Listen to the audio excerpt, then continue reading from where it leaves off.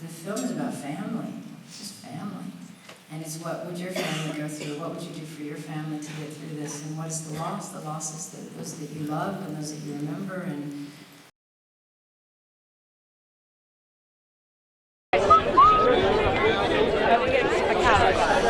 all right, so just got out of the new Gary Oldman film, The Darkest Hour, where he plays Winston Churchill. I speak to you for the first time as Prime Minister. It was at the Roy Thompson Theatre, which you can see behind me. I thought this movie was probably one of my favorites so far for the festival. Not only was it exceptionally well directed, well written, the filmmaking was actually sound. The cinematography was excellent, the editing was excellent, the framing was just spectacular. The color grading and just the contrast of the film was even great. It took an interesting stake as to what Winston Churchill was doing when he was originally made Prime Minister in May of, I guess, 1939. Gary Oldman is a tour de force in this movie. He's spectacular. He's done up with a lot of makeup. He looks very much like Winston Churchill. Not only was the film like uplifting and serious, but there was a ton of funny moments, as of course anybody who knows history knows that Winston Churchill was a very funny guy. When will the lesson be learned? You cannot reason with a tiger when your head is in its mouth! Nonsense. The only slippery slope. Would you stop interrupting me while I am interrupting you? Totally worth seeing. One of my favorites so far, absolutely, for Tiff. We shall fight in the hills. We shall never surrender! For without victory, there can be no survival. I also saw Angelina Jolie's film, First They Killed My Father, which is for Netflix. It's about a family, and specifically a little girl, during the Khmer Rouge rise to power in Cambodia.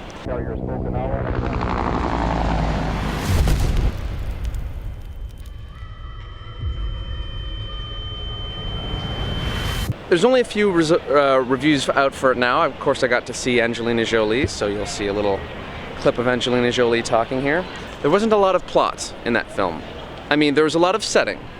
It's set among a terrible thing. It's a war and child soldiers and stuff like that, but unfortunately there's no real... It might be a true story, and it's a terrible story, but that doesn't mean that it makes for a good film.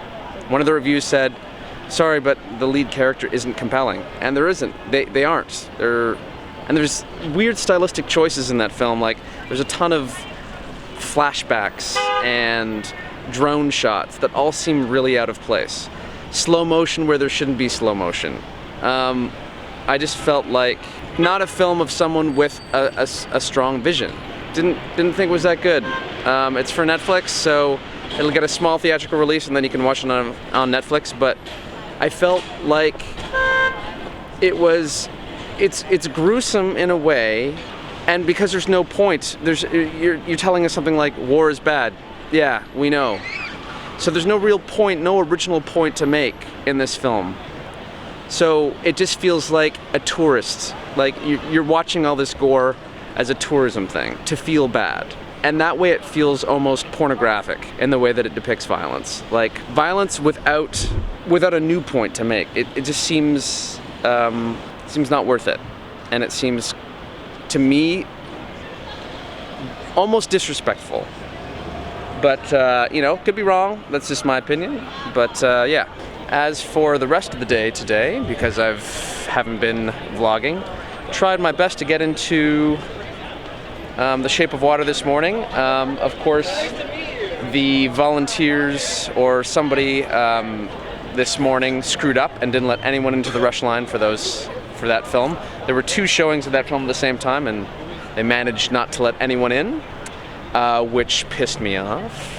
They also almost didn't let anyone into the Roy Thompson Hall, the largest theater in Toronto, for the showing.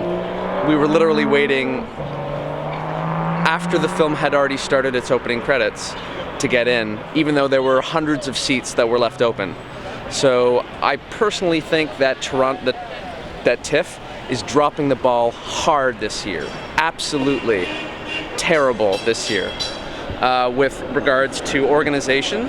And I had actually heard from a respectable colleague, that the manager had quit 2 weeks before Tiff, the person who managed all of the lines in previous years and had been doing it for years and years and years. So they're incredibly unorganized, and to be honest, I'm thinking if you're coming to Tiff as a filmmaker, don't ever get the conference pass because you'll be screwed over. I feel like today and over the last few days, I feel like the conference pass is not worth the money, and that's a first. The industry pass is a little bit more expensive, but you're guaranteed to be in. This time, it seems like sometimes they don't even ask to see who wants to see the movie and just close it down, even though there are tons of seats available. A few days ago, a friend of mine got into a film that I couldn't, and he said, "Oh, I'll see you when you get in. There's tons of seats available," and we were never called. So TIFF should really learn how to fix its shit for that. Hopefully it gets better in the next few days, because honestly, after today, I would recommend, if you're coming as a conference member, don't buy your pass.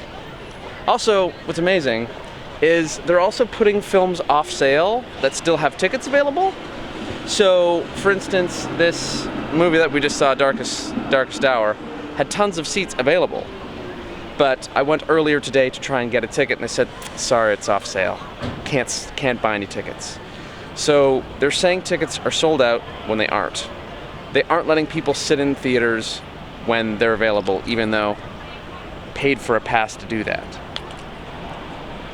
You know, kind of pissing me off today. You are upset. Yeah, Say it. I'm upset. Say it so the whole band can hear you. I'm upset. Anyways, I have to go to bed. So I'll see you all tomorrow, hopefully. Bye.